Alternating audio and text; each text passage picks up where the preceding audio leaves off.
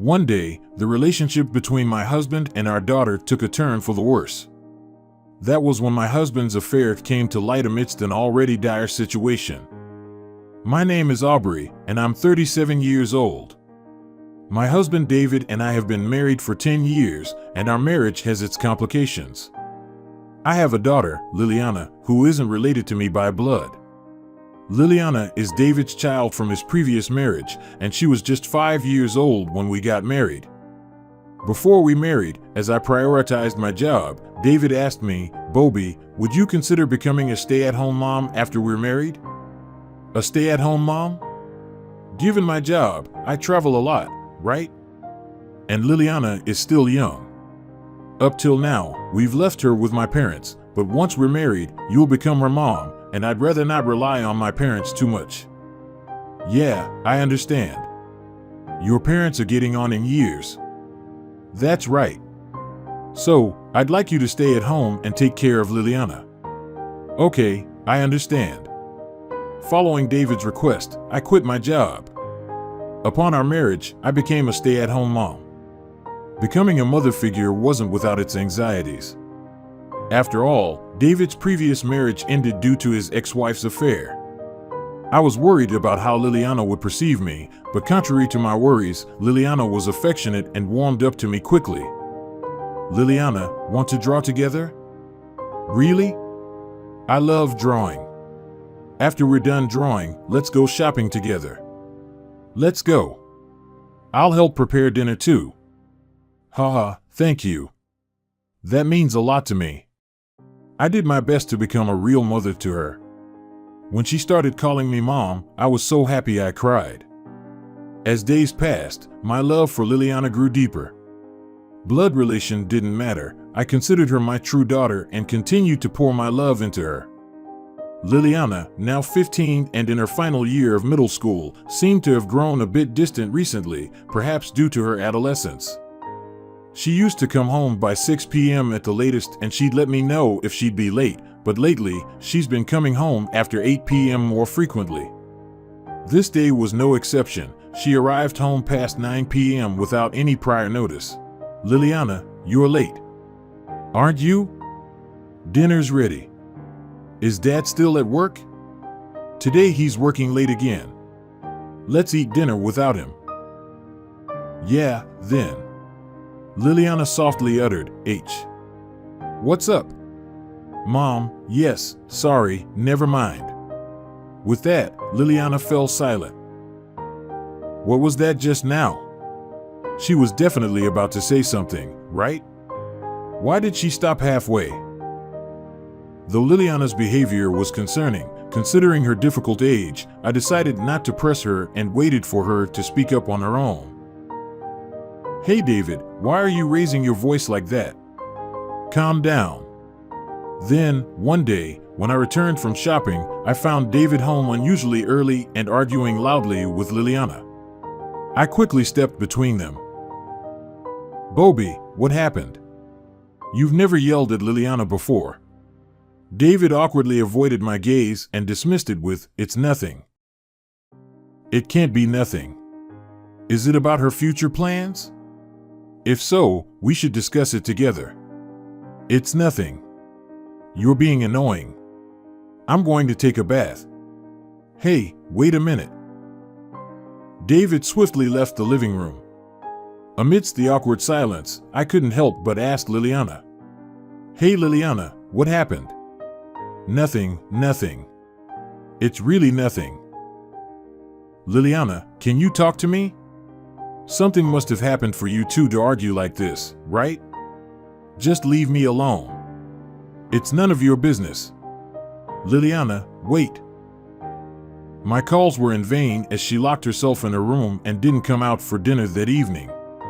From that day on, Liliana's attitude changed drastically. David, I need to talk with you about Liliana. She spent more time in her room and hardly spoke to David or me. While I felt something needed to be done, I wasn't sure how to approach her. Waiting for things to cool down, I decided to talk to David about it. Don't talk to me about her. What? What are you saying? It's probably about the argument the other day, right? I decided I'm only going to do the bare minimum as a parent from now on. Don't say such irresponsible things. Liliana must be struggling with something. I don't care. She defied me. What kind of reasoning is that? No matter how many times I asked, he wouldn't explain why they had argued. Eventually, David made a shocking statement. I won't be attending Liliana's graduation ceremony. What? Wait a minute. She only graduates from middle school once, right? I don't care. I decided not to go. You can go by yourself. Despite my attempts to persuade him, David wouldn't listen.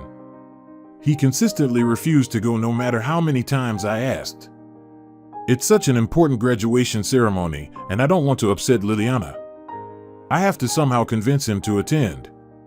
I was looking for the right moment to talk to David again. Then, one day, while cleaning my husband David's room as usual, I found an envelope wedged between the books on the shelf. Inside were 2 round-trip tickets for the bullet train to Philadelphia. Why are there 2 of the same ticket? He wouldn't need 2 for a business trip. That's when I realized the date printed on the departure tickets was the same as Liliana's graduation day. I had a bad feeling about this. I immediately hired a private investigator to uncover the truth. A few days later, my hunch was confirmed. It turned out David was having an affair all behind my back. The investigator laid out the evidence photos in front of me, explaining the findings in a matter-of-fact manner. Indeed, your husband is having an affair. It seems the mistress is a colleague from his company. I see. I never noticed, what with all his overtime and business trips. I'm sorry to say, but during the period we observed, there was not a single day he actually worked overtime. He was visiting the mistress every day, going out to eat with her. I see. This time, it appears he's planning a trip to Philadelphia with the mistress for a week. At that moment, my trust and love for David vanished simultaneously. Returning home, I began looking for a new place to live, preparing for the possibility that I might leave at any moment. I decided to return to work, which I had quit once before. As long as I have a place to live and a job, I can survive somehow. That's when I realized something critical, Liliana's existence. To be honest, I think of her as my own daughter and love her from the bottom of my heart. Even if it came to divorce, I wanted to keep custody. That's what I thought. But would Liliana choose me, who isn't related to her by blood? Maybe staying with David, who's been with her since birth, would be better for her, right? After discovering David's affair, I was feeling pessimistic about everything. I had no confidence that Liliana would choose me. I had to be prepared to live alone if worst came to worst. From then on, I decided to cherish the time left with Liliana. On days off, I invited her to go shopping or to a cafe together. Even if we were to divorce and be separated, I wanted to never forget these moments. I desperately engraved these happy times with Liliana into my heart. While dining out together, I decided to casually mention the graduation ceremony. Hey Liliana, Dad said he won't be able to make it to your graduation.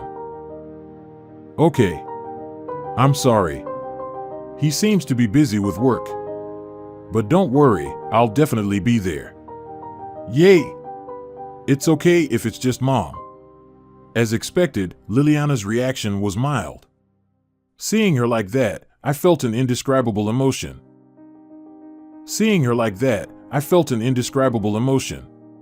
On the day of the graduation ceremony, when I woke up in the morning, David had already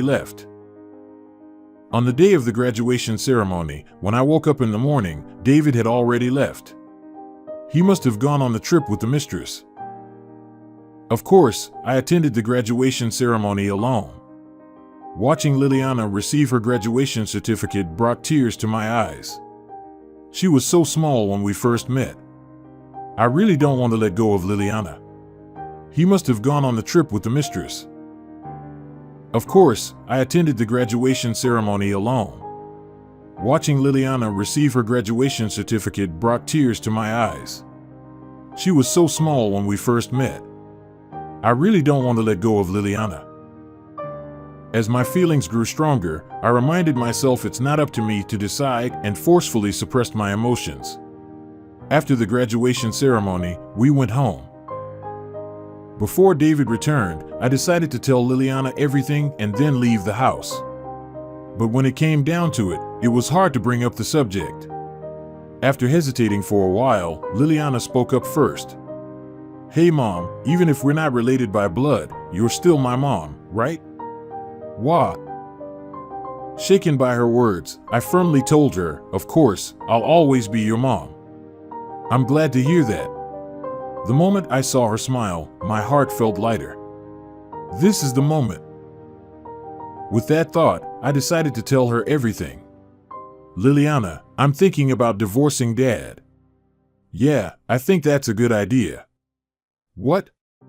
Her easy acceptance of divorce took me by surprise. "Why? You're okay with it?" "Yay." "I mean, you found out about the affair, right?" "What?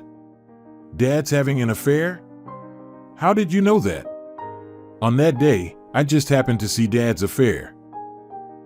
When I confronted him, it turned into a fight. Liliana was referring to that day when she and David were shouting at each other. She had accidentally witnessed David with his mistress and confronted him, which led to a big argument. Tears welled up in my eyes, blurring my vision. Liliana bearing this reality alone, my chest tightened with emotion. Holding back my tears, I looked straight at my daughter. "Whichever side you choose is up to you." "What are you talking about?" "Of course, I'm going with you." "Really? Are you sure?" "Of course.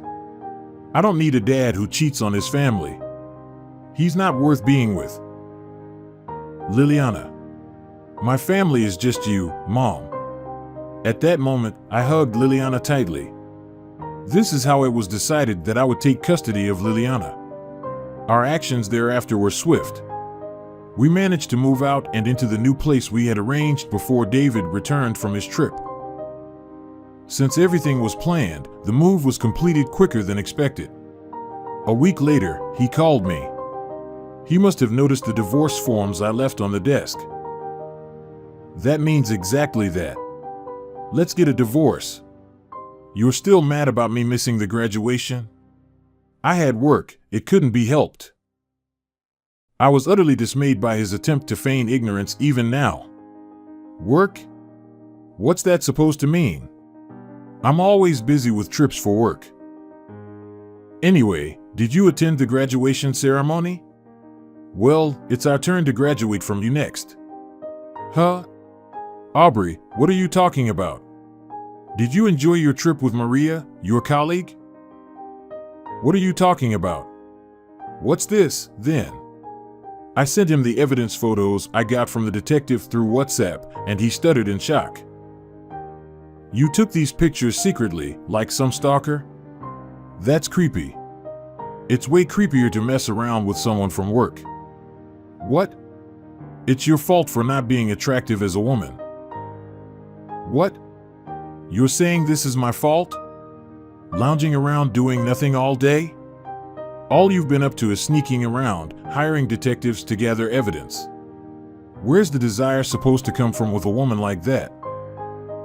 It was you who asked me to be a stay-at-home mom when we got married. I never thought you'd turn into such an ugly pig. That was my only miscalculation." What? A mistake? To him, I unleashed my anger without mercy. "And while you're at it, make sure to file those divorce forms, okay? Oh, and I'll be claiming alimony and child support, just so you know." "Hold on. Liliana is my daughter, you know. You plan to take her away just like that?" "That's right. Liliana made her own decision. She said she wants to be with me, not you." "That's impossible. The one related by blood to Liliana is me. There's no way she would choose someone like you, a stranger." The moment I heard those words, my patience snapped. "Huh? Which mouth of yours is saying that? The one who went on a trip with his mistress during his daughter's important graduation ceremony?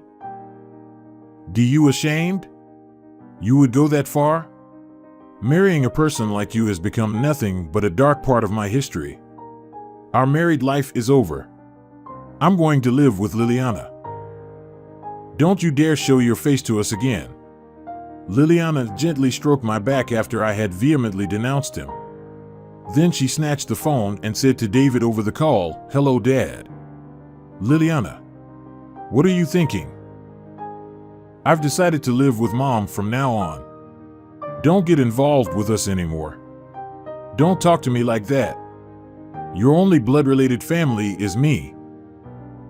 Then Liliana said, with an icy coldness, after betraying Mom and me, "What family are you talking about?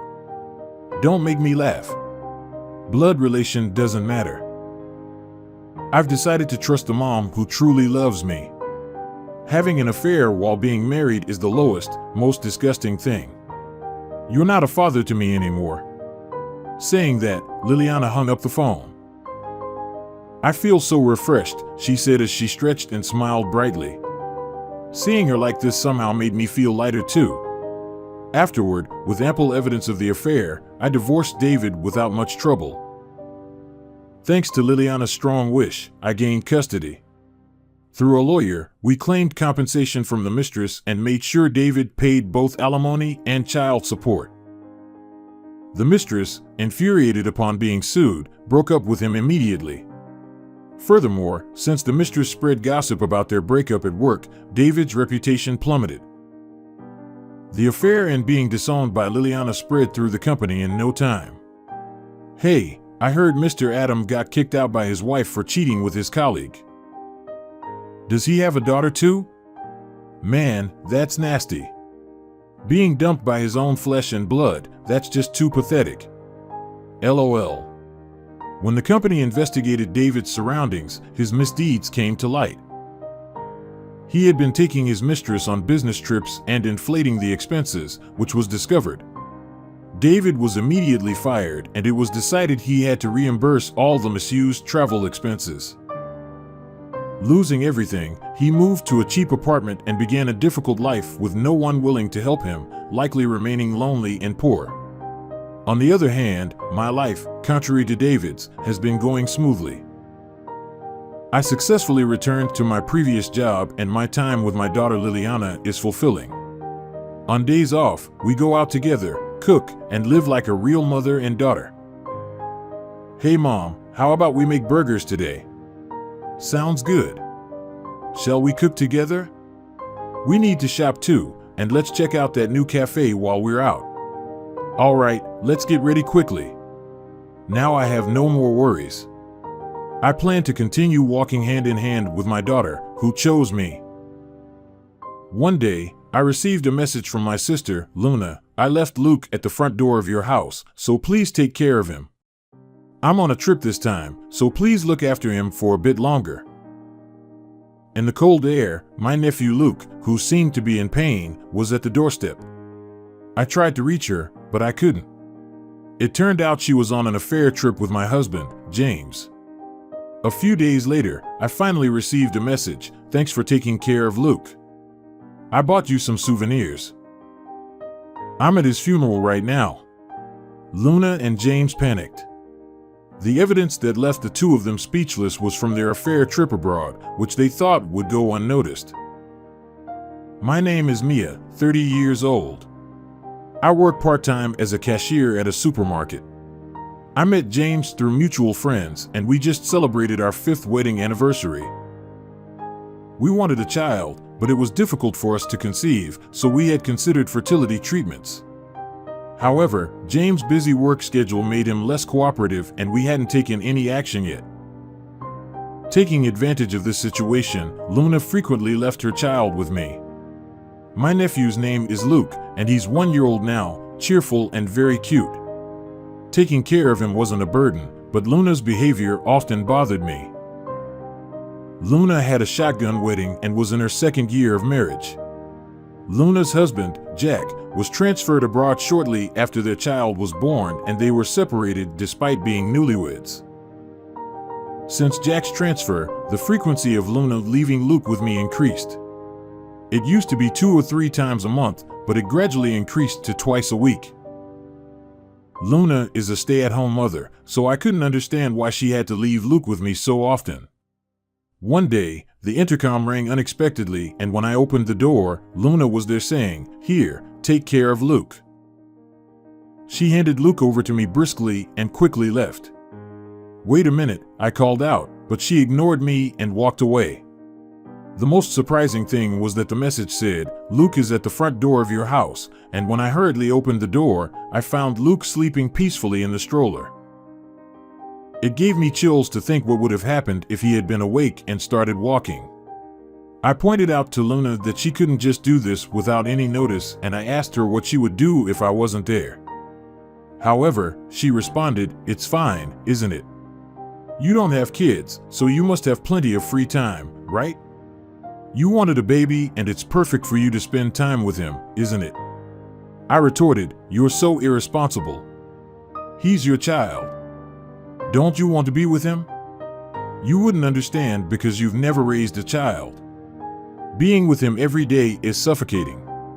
We would always end up arguing and Luke would start crying.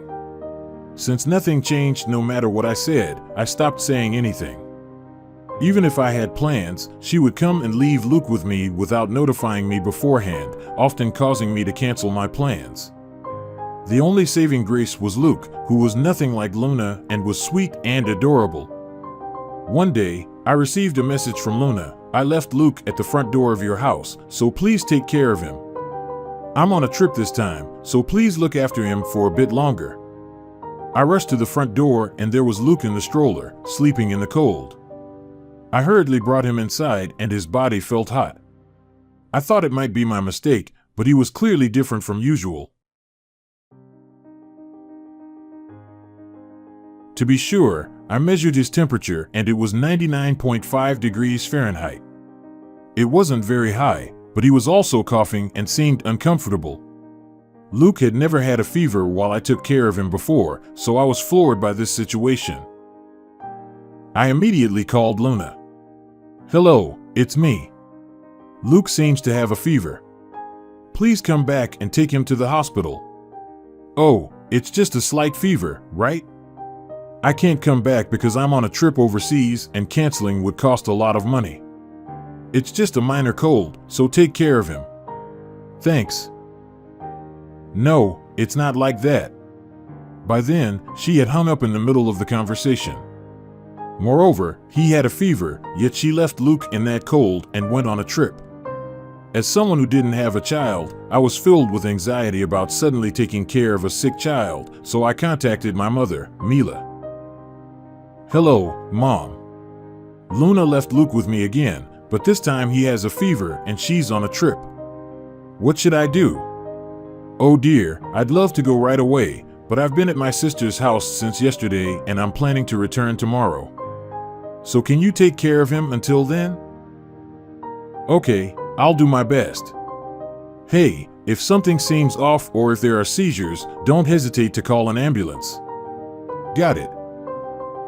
Unfortunately, my mother is not here at the moment.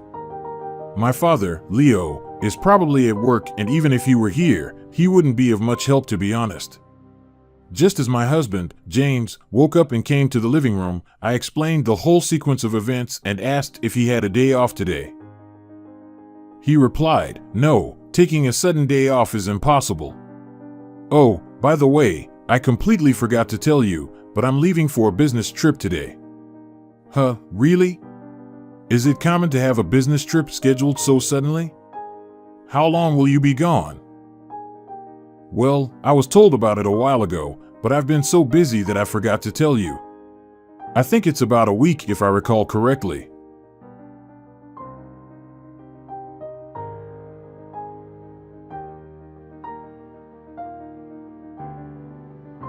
A week? Isn't that quite long?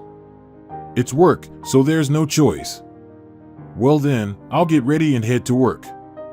Indeed, James' work has been getting busier recently and overtime has been increasing. Our marriage is not bad, but it's not great either. Due to the increasing overtime, we hadn't had much time to relax together, and I'd been feeling lonely. So we had talked about taking a day off together and spending time as a couple. However, when I told him that, James said he found work more enjoyable, which shocked me, and I didn't say anything further, thinking it couldn't be helped because it's work. I decided to take care of Luke on my own. Luke's fever, which had been 99.5 degrees Fahrenheit just a while ago, suddenly rose to 102 degrees Fahrenheit, and he seemed to be in pain, coughing and wheezing. I didn't have his health insurance information, and I'm not even Luke's mother, so I wasn't sure if it was okay to take him to the hospital. Everything was new to me, and I was filled with various thoughts. I tried to cool his body by applying cold packs, but the fever didn't go down. Seeing Luke suffering, I thought I needed to take him to the hospital, but I didn't have his health insurance information. So, I called Luna, but she never picked up her phone. In the meantime, Luke was getting weaker, and it was clear that his condition was deteriorating. Feeling helpless, I decided to call an ambulance. The ambulance arrived in about 15 minutes, but Luke couldn't even cry. I continued trying to call Luna, but there was still no response. I gave up reaching Luna and contacted my mother. She said she would immediately come over, which gave me some relief. I also tried to contact James, but couldn't reach him. About an hour later, my parents arrived at the hospital. "Are you okay, Mia? How's Luke?" "It seems pretty serious, and he's in the intensive care unit now. They told me to contact his parents, but I can't reach Luna." "What is she doing?" "I'll try calling her too," my mother said, and went to make the call. At that moment, the doctor arrived and explained Luke's condition. Luke had developed pneumonia, and they were giving him fever-reducing medication, but it wasn't working. To be honest, his condition was critical, and there might be a worst-case scenario. Thinking about the possibility of losing Luke, my heart ached, and tears started flowing uncontrollably.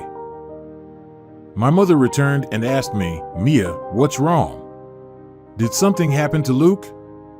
They said it's quite serious, and there might be a worst-case scenario. Mila reassured her and gently patted her back. I still couldn't reach Luna, but I kept calling her relentlessly. My mother also couldn't reach Luna, so she decided to contact Luna's husband, Jack, who was living abroad. She sent a message and decided to wait for a response. Later, Luna's phone began playing an announcement that said the phone was not reachable. I couldn't understand why she wouldn't answer the phone and felt anger welling up inside me. Around the time the date changed, a nurse appeared and reported that Luke's condition had temporarily stabilized. I could see his face, but he still looked like he was in pain. When I spoke to him, he opened his eyes and repeatedly said, "Mommy," a word he had recently learned. I couldn't help but shed tears, and at the same time, my anger toward Luna surged even more. Since Luke had been admitted to the hospital, I went home to buy necessary items. At that moment, a call came in on my mother's phone from Jack. She explained everything, including the fact that I had been taking care of Luke, to Jack. He seemed surprised and said he would come back home soon. Although Jack couldn't return home often, he regularly called to check on the situation and seemed to believe that Luna was taking good care of their child. We still couldn't reach Luna, but just knowing that Jack was coming gave me some relief. Luke was still not improving, and the situation remained difficult. All I could do was pray. In the early morning, a nurse called and told me that Luke's condition had suddenly worsened. Please hang in there, I thought. With that in mind, I headed to the hospital, but my wish did not reach Luke, and he passed away.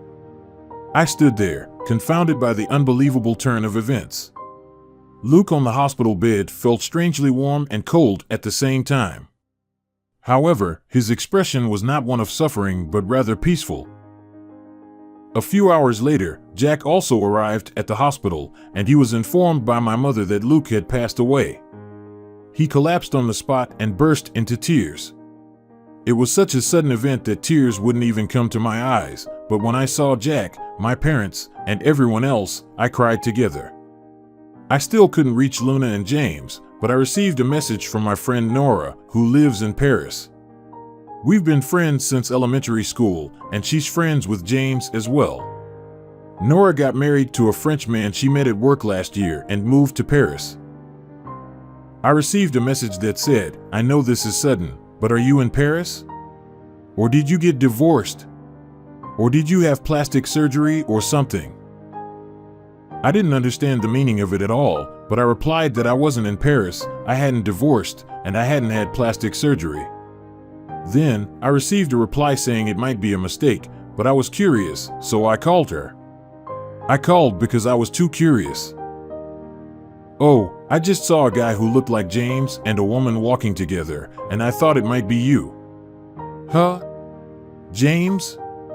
"James is on a business trip right now, though. Maybe I just mistook it, but I took a picture, so I'll send it to you. I feel like I've seen that woman somewhere before." Saying that, I hung up, and Nora sent me the picture. In the photos, there were James and Luna, both with big smiles. I thought I must be having a bad dream, but after Nora sent me several more photos, I confirmed that they were definitely photos of the two of them.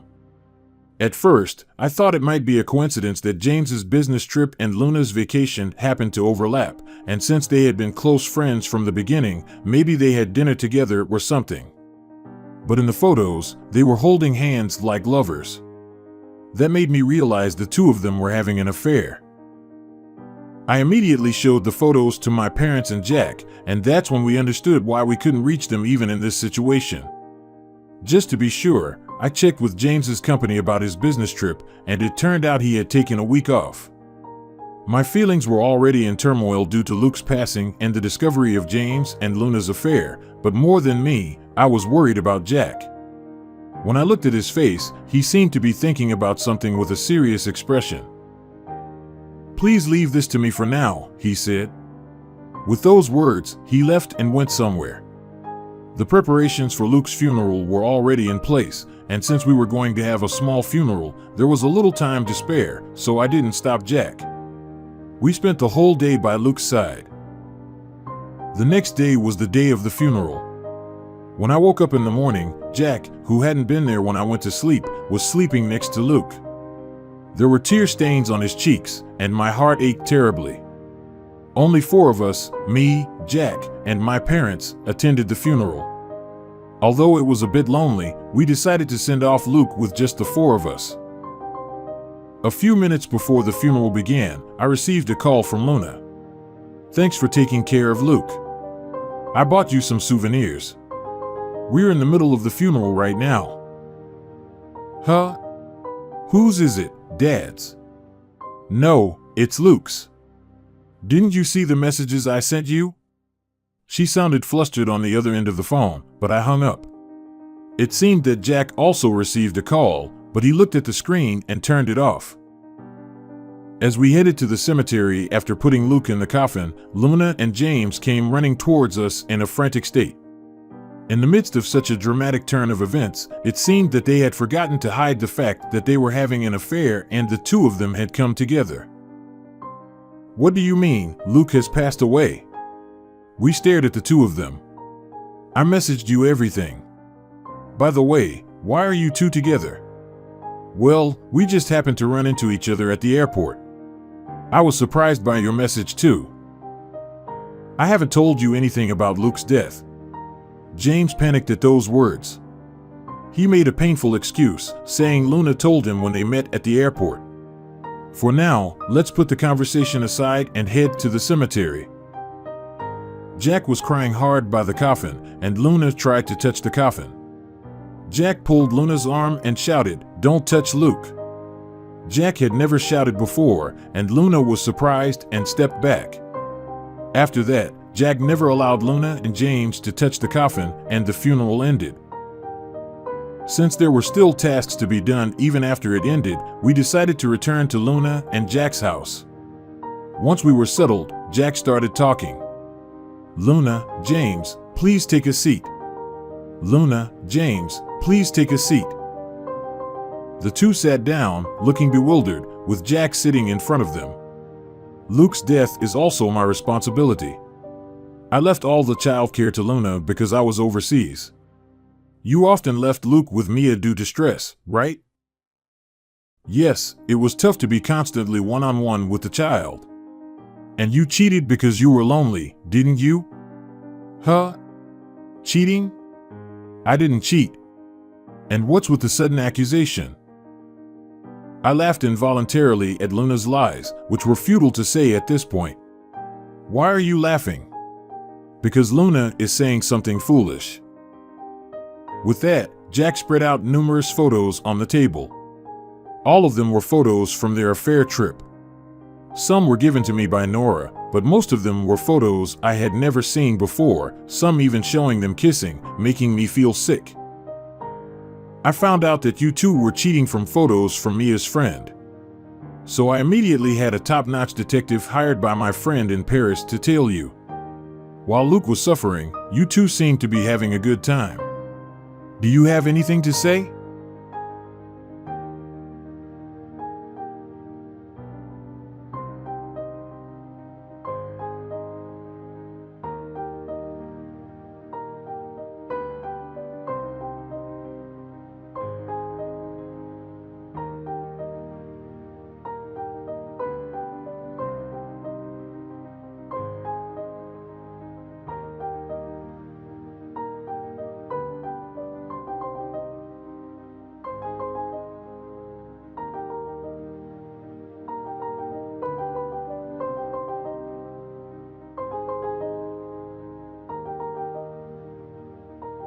As they looked at the photos on the table, the two paled and seemed to have no words to say in return. I'm getting a divorce. Luna's parents have agreed to it. Get out of the house. Luna looked surprised. I'm sorry, it's true that I cheated, but I was lonely. I suddenly became alone. I don't want to break up. Give me one chance, she said, desperately apologizing. But Jack said, one chance? I don't want to be in the same space as you for a second. You made Luke die. Don't ever appear in front of me again, and left somewhere. Luna, I knew you left Luke with me all the time, and I thought it was fine because you were alone. But I can't save you in any way for leaving Luke with Mia when he was sick, prioritizing a trip even when I asked you to come back, and cheating with James. I'm cutting ties with you, Mom, Dad. We're cutting ties with you. Don't come back home. Tears welled up in Luna's eyes at those words. James, thank you for everything up until now. Goodbye. I told him that and prepared to leave. Then he said, Mia, I'm sorry. It was a moment of weakness. Luna instigated me. I don't care about her at all. I'll cooperate with infertility treatment, so let's live together again.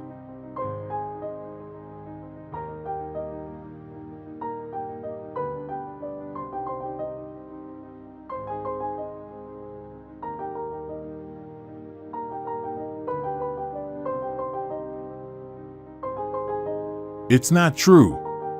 You're the one who approached me. I don't care. I sincerely think it's a good thing that we couldn't have a child together. I'm going to stay at my parents' house today, and I'll pick up my belongings from our house tomorrow. They kept arguing after that, but I covered my ears and didn't listen. Then I heard a sound from outside, like something falling with a thud. I wondered what it was and looked out into the garden from the living room, and there were clothes, cosmetics, and so on scattered about. Jack was throwing Luna's things outside from upstairs. Luna was trying to stop Jack, but he said, You bought these with my money, so I can throw them away if I want, and didn't stop until he threw everything outside. Then my parents and I left the house. Afterward, Luna, who had been expelled by Jack and wasn't working, had no money and had nowhere to go. Since she had also severed ties with her parents, I thought she would be with James, but they had a fight at the very end. Because they caused such a commotion in the residential area, the gossip-loving ladies came to ask various questions. Jack used that to his advantage and spread the rumor of her infidelity, making it difficult for Luna to live in the area. My parents gave Luna $1,000 and made her promise in writing that they would have no further involvement with her. Luna repeatedly came to our parents' home to apologize, but my parents firmly refused to let her in. I don't know what happened after that. I wanted James to suffer to the fullest, so I sent a document detailing the divorce settlement to his workplace. The rumors quickly spread, making it uncomfortable for him to stay at work, and he ended up resigning. When it came to the divorce, I made sure to claim the maximum alimony of $30,000. It must have been a blow to James, quitting his job. Of course, I also told James's parents everything that happened. They came to apologize to me in person, and in addition to the alimony from James, they gave me a large sum of money as a gesture of apology. I was surprised by the amount. Apparently, they had been saving it for their future grandchild who might be born someday. I initially declined to accept it, but they insisted on their knees that I should use it for any potential future children. I decided to accept it in the end. Jack sold the house and moved to England for work. On Luke's Memorial Day, my parents and I go to England, and we spend time together. Thanks to Luke, I developed an interest in childcare, and I'm studying to become a childcare worker now. I'll let my parents live in this house. You can't even cook, so leave. LOL. Mark came up to me with a smile, as if he was saying, "I did it," and said something so outrageous that I was left speechless. There is no way that I would allow them to live in my house and then try to move in with my in-laws without my permission and try to evict me, the owner of the house. I've been taken aback by Mark's controlling nature for a while, but now it feels almost sickening. I just can't go on with Mark anymore feeling this way. I decided I would make Mark pay. My name is Sarah, a housewife in my 40s. I live with my husband, Mark. Mark is what you call a house husband, and while he doesn't work, he takes care of the household chores that I can't manage because I'm working. In return, I go out and work to bring in the money we need to live. All of this is to lead a stable life with Mark, but all my efforts seem to be in vain. Mark has a pretty domineering personality. Yes, it's not that I think there's anything wrong with being a stay-at-home husband or that men should work, but even though he's not working, he behaves as if he's the man of the house and protects it. I'm so tired today. I want some ice cream. Go buy it for me. Out of the blue, he'd say something like that when relaxing in the living room at 11 p.m. The convenience store isn't too far away, but I had a tough day at work and was exhausted, so I was irritated by his entitled attitude. Why don't you go get it yourself? It's just a short walk to the store, I replied in a colder tone than I intended. That's how much Mark's behavior annoyed me. However, when I refused, Mark chuckled and said, "You think that's how you should behave? You never know what will happen if you upset your husband." Mark has always been the kind who would say things like, "I'm the man of this house, and I protect it, so you need to respect that." Honestly, I'm frustrated with Mark acting superior and expecting respect just because he's the husband, even though he doesn't work. Every time he behaves this way, I feel tormented and don't want to engage with him. At that moment, I thought if I continued dealing with Mark on top of my already stressful job, my stress would become unbearable. So, I said, "I'm really tired. I'm sorry. I'm going to rest in my room," but Mark didn't seem to like my attitude and stopped me, saying, "Wait. What's with that attitude towards your husband? I could kick you out right now if I wanted to. Do you think it's all right to upset your spouse like that?" He looked angry. Who does he think he's kidding, acting like the boss when he doesn't even work? He can upset me whenever he wants, but heaven forbid I upset him. It's just like a child's tantrum. I'm sorry, but I'm really exhausted. Please understand, I didn't even want to talk anymore, so I said that with a forced smile. Mark sighed deeply and muttered, "You're such a disappointment as a wife."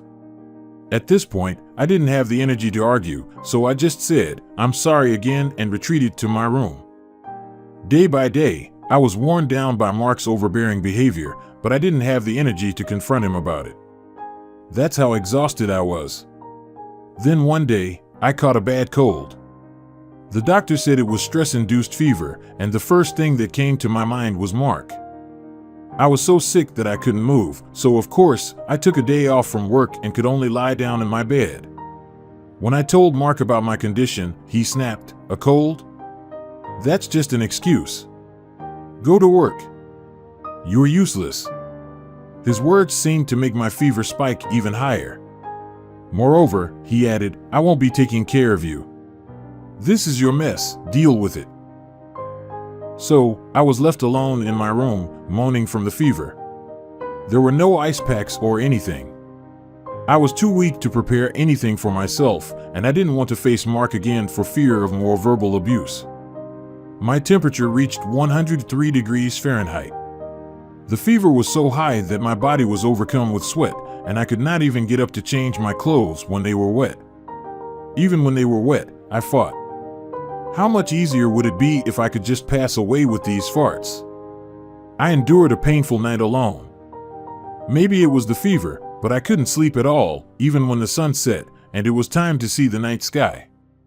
Feelings of loneliness and doubt if this was all right overwhelmed me, and it was unbearable. I actually wanted Mark to help.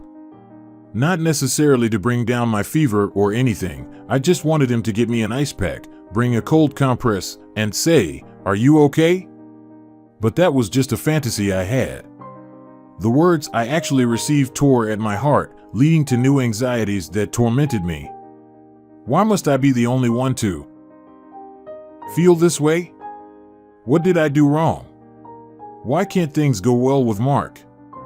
Once these farts started, I couldn't stop the tears. It was just so painful. After about 3 days of rest, my fever finally subsided, and I was able to return to work. My colleagues and bosses were concerned, asking, "Are you sure you're all right?" But my health was improving, and more than anything, I had to support the household.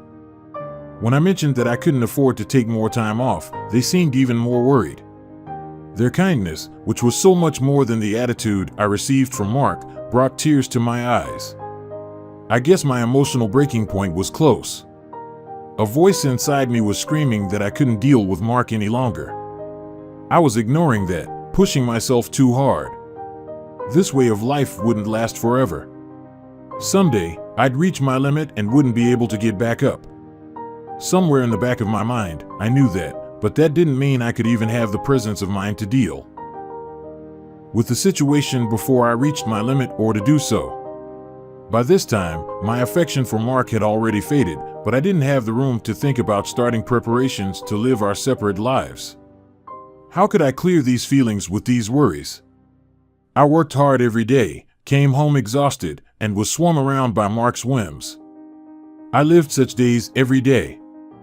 One day, while relaxing in my room, Mark called out, "I have something important to discuss, come here." It had been a long time since we had a serious talk. Usually, Mark wouldn't inform me about various things and would make significant decisions on his own. So, with this sinking feeling, I wondered what this was about. As I sat down for the discussion, Mark, with an excitement I'd never seen before, said, "I'll let my parents live in this house. You can't even cook, so leave." LOL. The first word that slipped out was, "What? You need to leave because you're living with my in-laws." I couldn't accept the reality due to his utterly selfish remarks, but regardless of how I felt, Mark continued to push the conversation forward. He wanted to change the name on the deed so that this house belongs to him and his parents. He wanted to divorce me and start a new family. He stated that this was already decided and that nothing I said would change that. I felt dizzy at the decisions made without considering my feelings. When I brought up the idea of living together, my parents were happy. They must have missed me. I need to be there for them since I'm the man of the house. Mark, he was full of himself with the term man of the house, could only think of his own needs. There was no way I could continue with Mark anymore. My heart told me it was absolutely impossible. Oblivious to my feelings, Mark chuckled, "You love me so much, don't you? I know it's shocking to hear this from the husband you love so much, but I'm sorry. I just want to take care of my family. Please understand."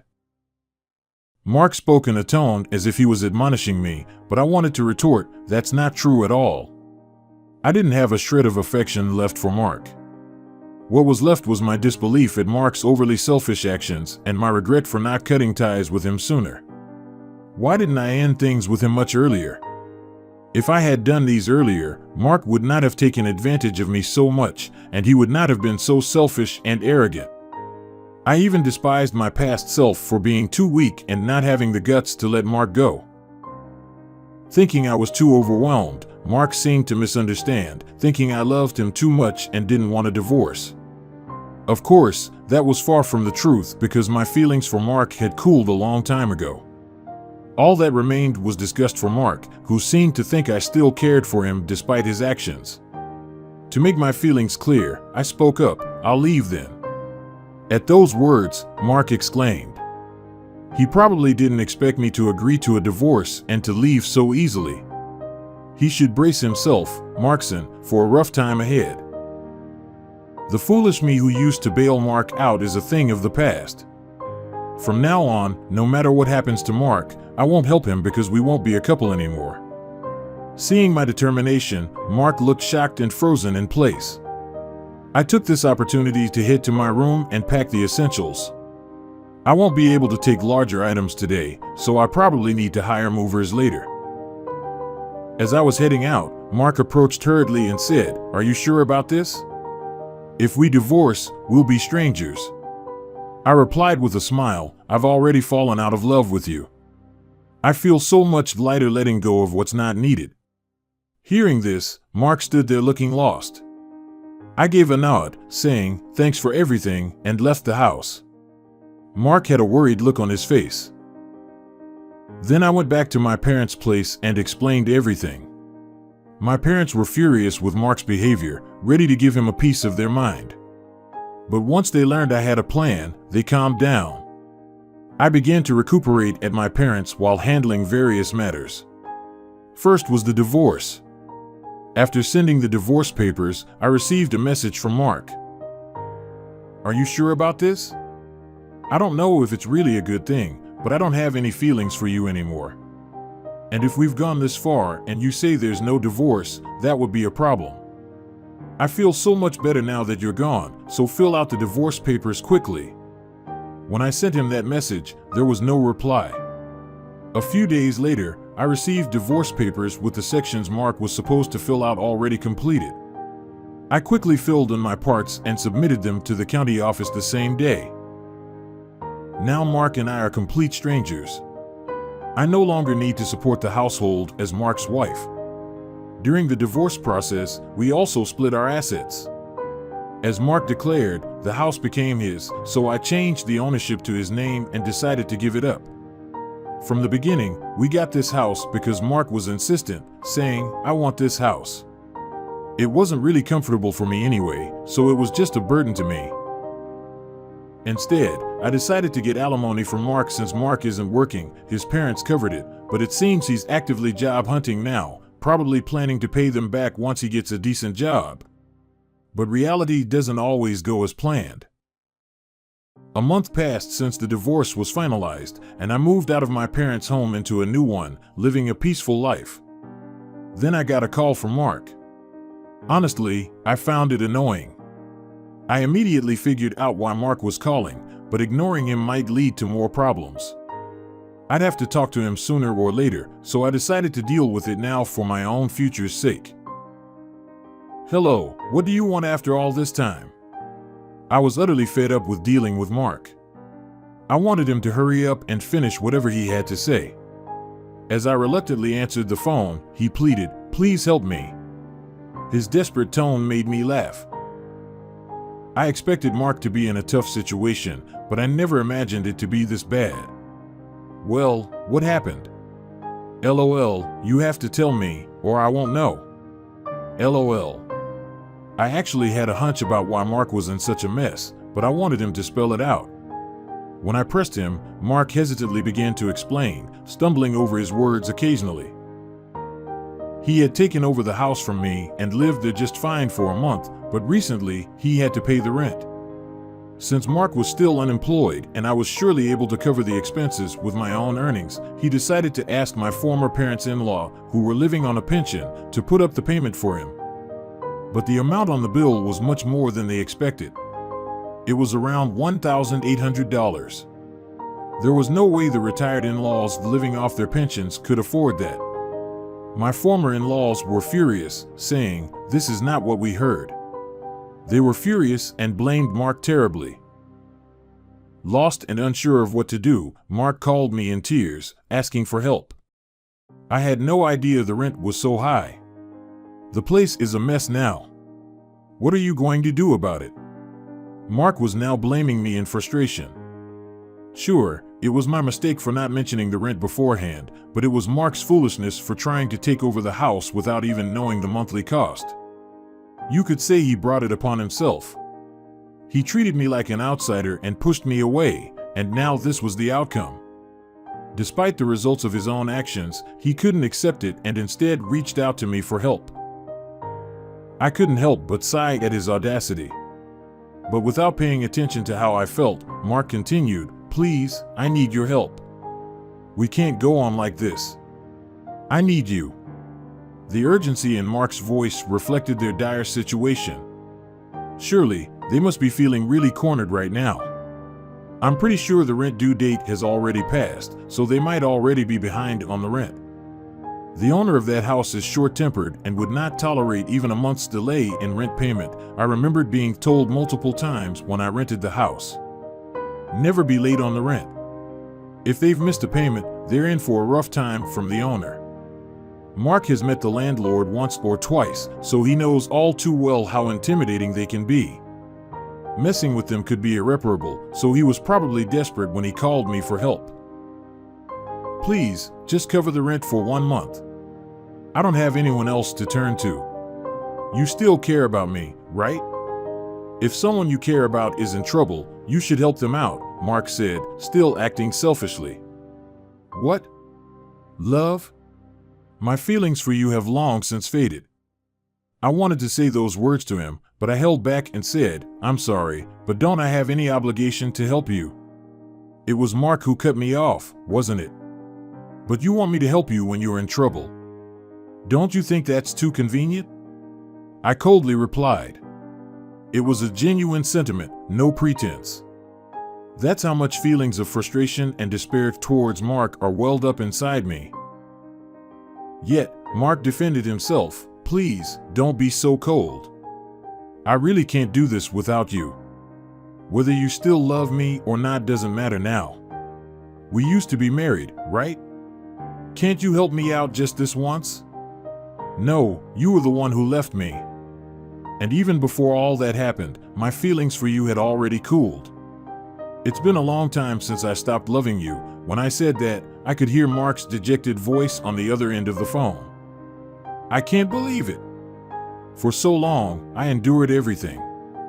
Even when Mark acted selfishly or took me for granted or treated me poorly when I was sick, I stayed by his side, trying to make our marriage work. I worked hard for the life we had together, and this was the result. Why didn't I leave sooner when my love for him faded? Why didn't I distance myself from Mark earlier?" These regrets were flooding in along with the anger I felt towards him. Mark never truly faced me. He never showed concern for me, never tried to protect me, and never considered walking through life hand in hand as a couple. All this time, he treated me like a maid, like a machine just to bring in money.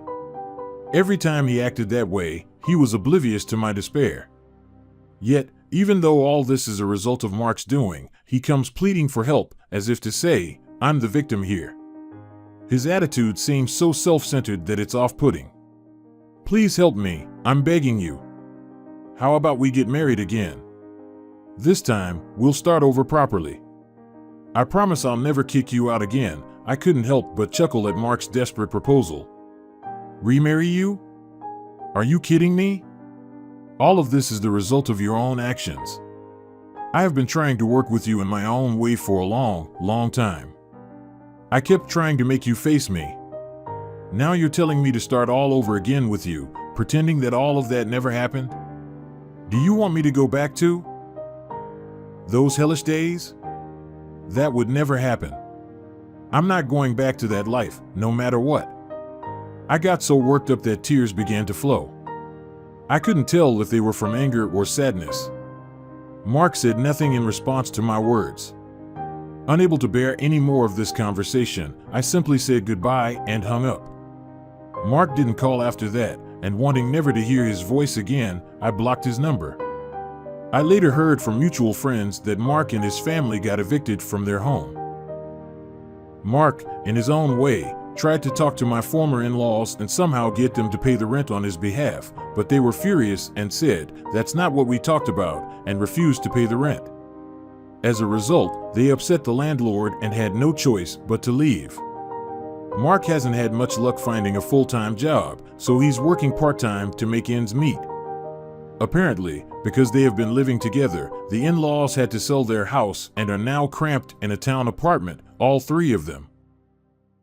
As for me, I've been so engrossed in my work that my boss discussed a promotion with me. It seems I might be the first female manager in our company, and I've received looks of admiration from both colleagues and juniors. Sometimes friends ask, "Aren't you going to get married?" To be honest, after being forced into that kind of life, I have quite a negative image of marriage. The idea of dating a man or getting married again doesn't appeal to me. But life is long, and there's no need to rush. In this generation, many people go their entire lives without getting married. If I can live my life without regrets, that's all that matters. If I can live true to myself, that's enough. With that in mind, I want to continue walking through life at my own pace.